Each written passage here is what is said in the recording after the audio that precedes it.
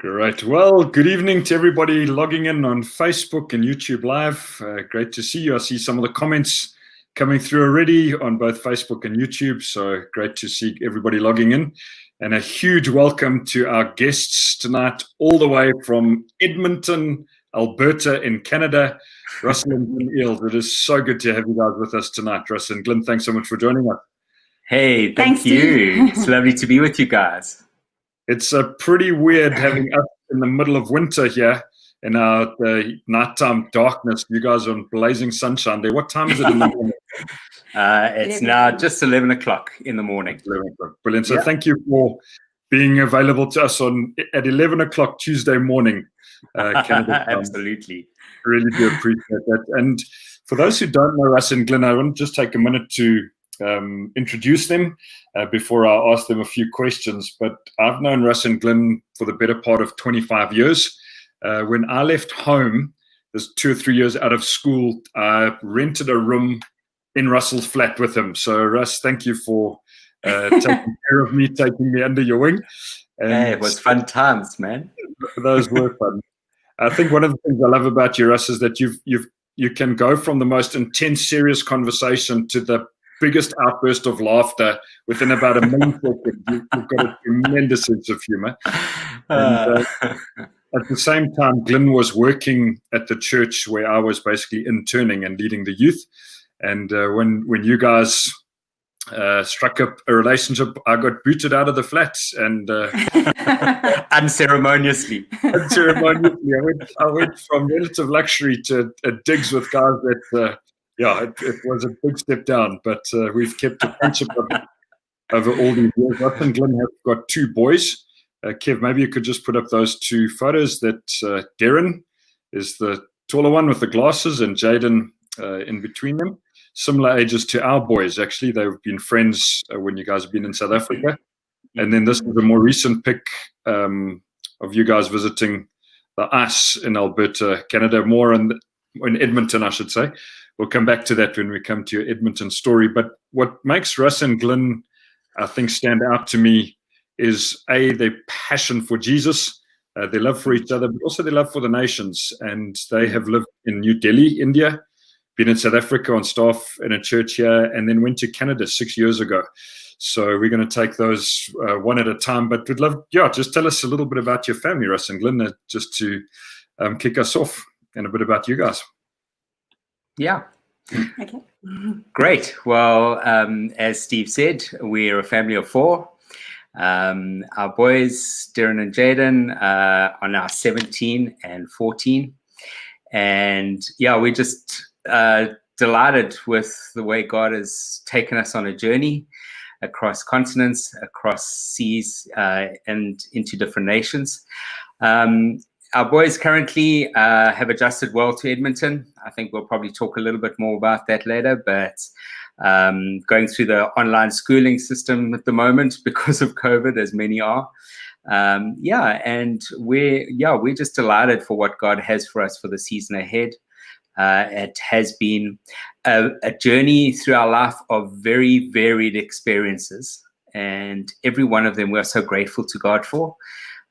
He has done immeasurably more than we can ask or imagine. But besides that, he's taken us on such an exciting journey. Who says Christianity is boring? I tell you what, God is on the move. God is on the throne. And if we choose to partner with him, he takes us on exciting journeys. Yeah, I'd love to add a bit in there just to say how I've seen as a mom how God's provided for our boys in every transition that we've done. That just in friends and that sort of thing, it hasn't been hard. So that's been an amazing testimony for me. Which is astonishing because they've lived on 3 continents and 3 very different countries, 4 cities in their life. Which is really, really amazing. So maybe we could loop back to about 19 years ago when you were pretty settled in South Africa. I mean, you could have, Rus, you had a decent job. You were qualified. You just facing, I want to say, normal suburban living in South Africa. And you decided to uproot and go to New Delhi in India and be part of a church plant there with Tony and Linda Johnston, just to show some pics of that time before I get you guys to comment. This is what their family looked like all those years ago. So both boys were born in India. And these are just some pics that Rus sent me of New Delhi at the time that they lived there. It's a New Delhi street. Another street scene. There was monsoon season pic there as well. Yeah, there was monsoon season in India. And then the next pic, the final one in India, is just one of your life groups, your connect groups in the church that you're a part of.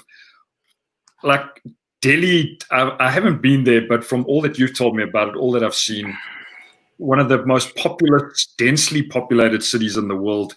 Why on earth move there for 7 years? Yeah, it's a good question. Actually, my journey into India started with that exact same question. I felt like God was calling me into the nations, and I think I said the fateful words at one stage, well, I'll go anywhere except India. And I think God heard that. And but I think he also knew that I had a passion for just third world contexts. At that time, I felt, that I'd heard stories of Tony and Linda Johnson and what they'd been going through on their church planting exploits in India. And the more I submitted to God and the more I surrendered to his will, because at first it was a fight, the more I started to gain that inner peace that the Bible talks about, the peace that passes understanding. And the more that happened, the more I started to get excited about what God was going to do. And you know what? I think for me, Steve, it was more about what I felt God was going to do in me than through me. I think, we always have this notion that we kind of go into other areas of the world to bring what we have. And there is truth to that. But I tell you, you can never outgive God. And so I honestly believe that the process of us going into that context was, after looking back on those 7 years, was, wow, we came back richer than we went, with just so much more than we could have ever asked or imagined for. Glyn had a little bit of a different journey to India, and so, Ellen, if you want to share a bit of that. Well, I think I fell in love with Rus, and he had a heart for India. So that's how God started the heart for India for me. But I loved India. Like, some people said, sometimes it hits you after 6 months when you've gone to a new place, but the transition was easy. I think India is so vibrant. All the things about, color, it's kind of like, well, I don't want to say attack on the senses, but it's heightened all your senses, like, the good smells and the bad smells of India, the noise. So it was just an amazing place, and people are so hospitable. Wow. Loved it. How many people are in the city of New Delhi? When we left, at the time we left, there was 16 million. And I think the area is about 45 square kilometers. Wow. So yeah. In fact, it's a known fact that in Delhi, a lot of people suffer from long distance blindness because you actually never see far. Because there's just so many buildings that you only ever use your short distance vision. So it's crazy, yeah. Amazing. And Glyn, you had both of your babies in Delhi. What was that experience like? I mean, for all of the moms that are listening, I know I can see a whole lot of moms have logged in here. You're going to a new nation, you fell in love with Rus, you fell in love with India. That's a whole different story to having your babies in a brand new city in a third world context. I think I felt very comfortable. Perhaps if I'd been in a more rural place, it would have been a bit more scary, but the medical, and the hospitals were amazing. And it was the same Dr. Anuradha, who gave birth, helped me with both of our babies. So that was good. Yeah, so it all went well. And I will tell you a funny story about that, though, because with Jaden. It was Jaden. Glyn went into labor on a Sunday morning, and at that time in Delhi, I was the worship leader and the only worship leader. So there was no chance of copping out of church. So we got into our auto rickshaw and headed off to church with Glyn in labor. And and I led worship. And at the end of worship, we quietly excused ourselves, climbed back on the auto rickshaw, and went off to the hospital. And after the meeting, we would have a time where we would have lunch together normally, and life groups. And so by the middle of the life groups, we were able to phone people and say, the baby's here. So it was no baby before church. And by the end of the life groups after church, we had a little bouncy baby boy. I'm telling you, that's the way to do it. Walk out of the middle of a church service, and having left Darren with other people to look after him, the second birth was way easier than the first birth. I thought I had lots of people praying for me. Wow, you guys are even more hardcore than I realized. I didn't know that story. That is an amazing story. Brilliant. After sorry, just one final question. The temperatures in Delhi during summer, what did that get up to? Yeah, so Delhi really had two seasons. It was freezing cold, and that was for probably maybe about 3 months of the year, and then blazing hot for the rest. But by May or June, we would hit temperatures in the high 40s. And sometimes there were a couple of days where we hit 50 degrees Celsius. And then actually the worst season really was the August-September season, because that's when the monsoons hit. So it would be 100% humidity with 42, 43 degrees Celsius. We used to have water that used to run down the inside of the walls of the home just spontaneously from humidity. Wow. So yeah, it wasn't that, I would say, was the we all have in our journey those extra dollops of grace we need for certain situations. I think heat was my nemesis, and I was very grateful for God for the grace that he did impart to me. Wow.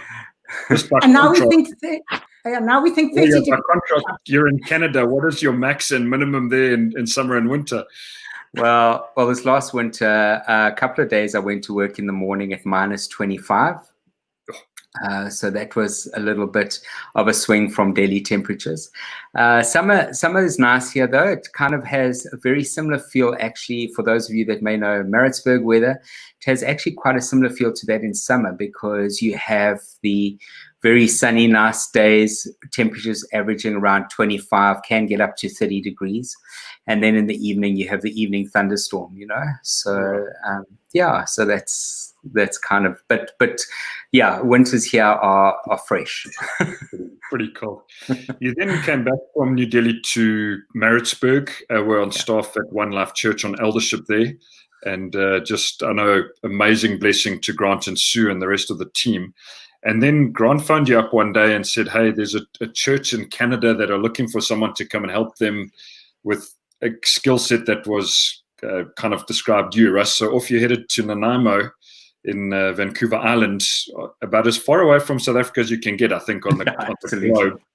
Right for those who don't know where Nanaimo is, it's on the far western side of Canada, an island off the coast of the west coast of Canada. And this was the view from your apartment there. The sunsets in Nanaimo were just absolutely amazing. Mm. Yeah, it was beautiful. Another pic there.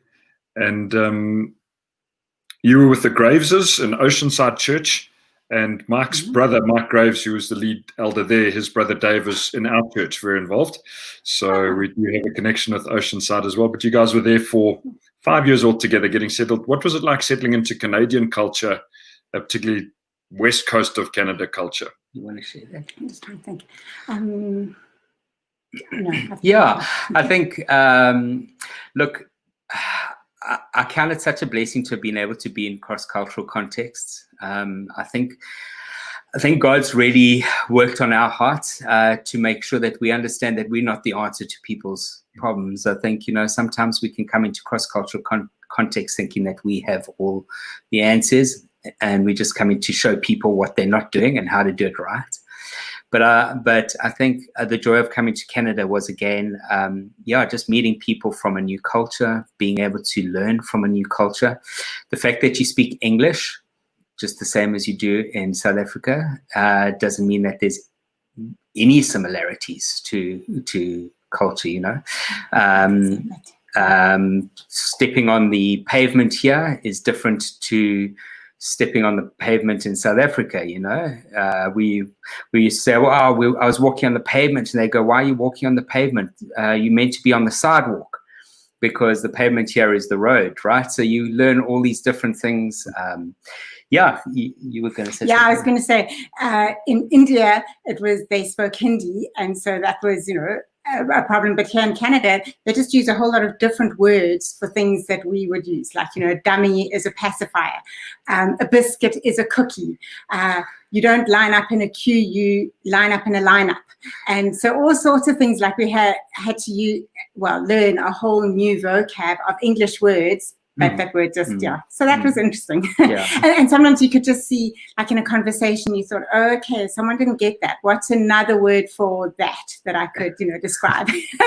So, yeah, that's brilliant. And what triggered in your heart over that time to go from being, because you'd supported in 3 different churches, amazingly, you guys are incredible team players, during that time, from being on a kind of playing on a team in those 3 churches to wanting to plant a church in Edmonton? Yeah, I think wanting may be a strong word. I think, as in all of our journey, we've always said to God, we're willing. We want to follow your will, and we want to do it your way. And so I think I've never been a person, and I think as a couple, we've never been people that have sought profile. We've always felt that God's positioned us where he wants us. And we've also, although we have vision for the future, we've never been these 10-year long-term plan people. We've just always felt, we need to stay focused on what God's saying, and be prepared to be adjusted and to make adjustments according to what he's wanting. I think Alberta, church planning, I can remember us responding many years back to saying that we'd be willing to church plant if God ever called us to do that. I think at the end of our time in Oceanside and Nanaimo, we just felt that, I speak particularly for myself, and I think Glyn would agree, but for me particularly, I felt that I was at a crossroads. I was turning 50. I felt this is the year that I'm going to settle, or I'm going to still have that heart for pioneering. I remember Ray Oliver, when we were in NCF in the old days, One Life Now. I remember Ray preaching. I don't know if you remember this, Steve, but he once preached a preach on pioneers versus settlers. Yeah. And I just, that has always stuck with me. And I just felt, I don't think God's called any of us to settle.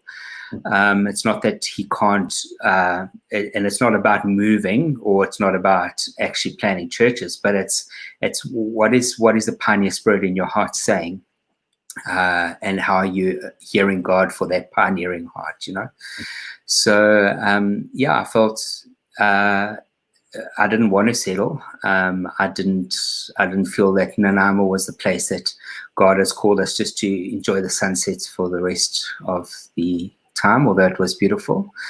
Alberta came about. Edmonton, particularly Mike Graves had suggested it to us. We didn't know Alberta at all.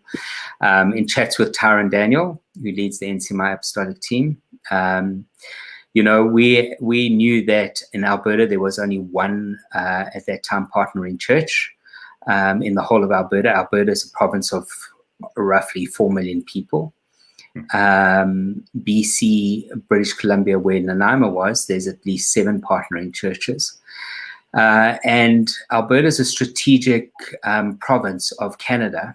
And so we just felt that God was calling us to plant another beachhead into Alberta. and trust for what God will do. The two major cities in Alberta is Calgary and Edmonton. Edmonton is the capital city of Alberta. And so we felt not to plant a second church in Calgary, but to come to Edmonton, the gateway city to the north, and to trust and for God to do what only He can do. Yeah.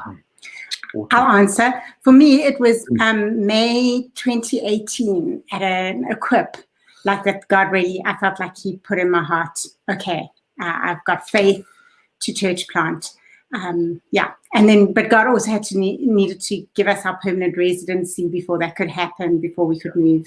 And then we do have, there's some friends in Edmonton that had been in Oceanside in Nanaimo. And so we just felt like at least we know one couple in Edmonton. So that was cool. Brilliant. So here's some pics from your stay in Edmonton so far. I mean, that compared to New Delhi is just such a difference with snow. That would have melted in a second. Come back as a monsoon. This was one of your looking in times, as we call them, intro piece for new members.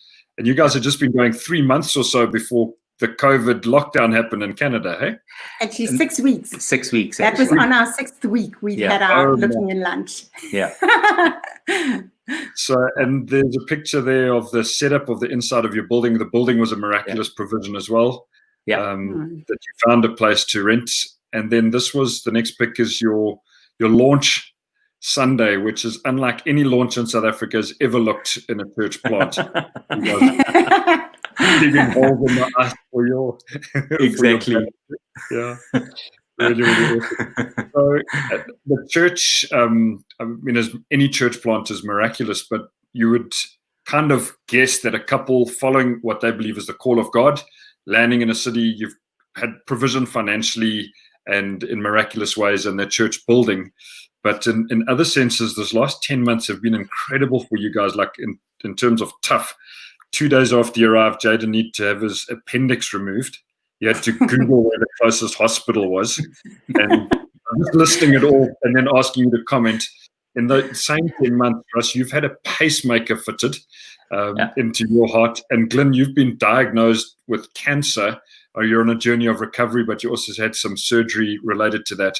I mean, it's just like, wow. And you guys are still surging forward, still got faith and joy. What has it been like to have those 3 events kind of hit you in 10 months? Wow. Yeah. I think I got to get a bit real here and not be over super spiritual. And I say that there has been part of the journey which hasn't been fun. You know, the realities of life, we know that the Bible tells us the rain falls on the righteous and the unrighteous. And we certainly felt struggles through the months that we've been here, but I think none of it has gone. None of what's behind it has not been hidden from us, and we felt that a lot of it is an attack to try and get us out of the purposes of God for the season ahead. We've had words to that effect. We've felt that in our hearts. At the same time, you know, we both had incredible peace on the journey. Although the circumstances have been tough from time to time, we know that God's called us here, and so that's settled in our hearts. You know, I think if at any time I feel like I have the strength to do this or the ability to do it, I think we're in trouble. I'd much rather, as David once said, put myself in the hands of God and trust Him, you know. And so I think for both of us, our security is not lying currently in health or in wealth or in provision. And we're just so grateful for what God has done and what He's brought us through. There are realities on the ground which we face like anybody. I mean, church planting, you're not suddenly airlifted to a different echelon of status in spirituality, that the cares of the world, you're above those. But the reality is actually we're going through what many people are going through. and we don't see a reason to change the course that God has set for us, not us. And if he wants to change that into the future, that's his will. But until such time, we're excited to plow on with what he has for us and for the church here. Yeah, I'd love to add a bit. It was 3 weeks before the church plant that I got the diagnosis. And I was like, you have got to be kidding me. Like, we're in the midst of trying to get everything ready for being in a venue and that kind of thing. And then I think, the first day, I had peace about it because my mum had breast cancer, and so I'd been good about having mammograms. So I kept thinking, okay, I'm pretty sure that it's, we've caught it early. But it was about 5 days later that I actually found out, I was more like stage 1. But those 5 days, I'm just going like, couldn't you have just waited 5 days and told me the good news? Then, yeah. And I've just found like God works for good in all situations. That's like one of my favorite scriptures, Romans 8:28. And I found tremendous favor with unbelievers, like some of the moms at Jaden's school that have just gathered around me. I mean, we'd only been here 6 months at that stage, and I'd helped volunteering a bit at his school and met some of the moms. And they were just so sweet and supportive when they found out about my diagnosis and that. So it was just amazing. Yeah, they did a meal train and brought us meals for the first week and a bit. Wow. So that was really cool. Awesome. Rus and Glyn, in the last... And I have to say, no chemo, no radiation. It's pretty much dealt with. I just have to have pills for the next 5 years. So I really feel like God has undertaken, and I'm so grateful for all of that. So just a praise report there. Awesome. And we just celebrate your courage, faith, commitment. You guys are awesome. Rus and Glyn, in the last 2 minutes that we've got left, I'd love to ask you, for anybody watching and who has it in their heart to somehow be part of a church plant somewhere, what is the kind of, if I could say, internal posture that would be good for them to adopt now? Yeah. Well, I think the most important thing, first of all, is don't ride off the back of anybody else's faith, and make sure that you've heard from God. And I think, we've seen both sides of the coin. We've seen people that have gone into the nations with an intention to be a blessing, and actually they've had this romantic notion of going into the nations, and actually it's turned good old South African phrase, pear-shaped for both them and the church that they went to support. Because not that the motive was wrong, but intentions, unless they're founded and based in God, and absolutely firmly in that, and they're not based in a romanticism or ideas of what it's like to be in the nations. The grass is not always green on the other side. So I would just say, however, having said that, there's no greater privilege of being actually sent into the nations to be a blessing to others. That's what God's called us to do. From the time that the children of Israel left Egypt, their actual destiny was to be a blessing to the nations. And so I would just say, don't hold back. Don't get all cerebral about it. We can think ourselves out of anything, and we can think ourselves into anything. Rather trust your heart and trust the Spirit of God working in your heart, and ask with earnesty and say, God, if you've sent, are you calling me into the nations? One of the things we're so blessed again with in Canada is the amount of churches that are supported, or that are actually still led in Canada by South Africans. Now, that's not ideal, but I'm just saying it shows a heart of a people that are passionate to go and to be involved in church planting. It's one of the mandates that God still has over us as a people. So, I could speak all day. I'm not going to. I'm very passionate about this. But just allow the Holy Spirit to speak to you. That's all I think is the bottom line. And I think for me, it's just that God can use ordinary people. We don't have to be super spiritual. We don't have to have it all together. I love that he chose the disciples that he chose. And so I think that's what I hold on to, that like God can use each one of us. Awesome. Rus and Glyn, thank you so much. So much more to say. We didn't get to talk even about the economic challenges Alberta's facing with 30%, close to 30% unemployment now because of COVID-19. But that's all just some of the extra detail of where you've landed. But just want to high five you guys. Thank you so much again for your time. Thank you, Steve. We'll be praying now that people at CityHill know who you are. Encourage them to pray. I also just see in the comments, there's a pastor from Honduras who's logged in, who's planted an amazing church in Honduras, and we've been in contact with them quite a bit. So Alberta, great to have you logging in and watching this as well. But to the Eales, to Rus Glynn, Darren and Jaden, we salute you guys. Thank you so much for inspiring us today, and hope you have an amazing rest of your week there in Edmonton. Thank you, Steve. Thank you, CityHill, for allowing us to join with you. It was a real privilege. Indeed. Thanks, Steve. Brilliant. Thanks, guys. God bless.